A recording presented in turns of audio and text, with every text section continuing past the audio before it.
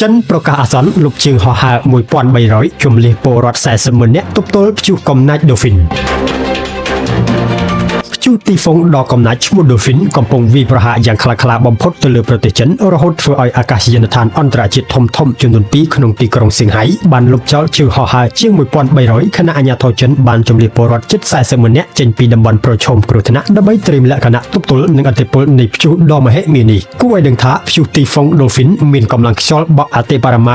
162គីឡូម៉ែត្រក្នុង1ម៉ោងនិងត្រូវបានព្យាករណ៍ថាវាយប្រហារចំខេត្តស៊ីជីយ៉ាងនិងភាគខាងជើងនៃខេត្តហ្វូជៀននៅថ្ងៃទី9ខែសីហាឆ្នាំ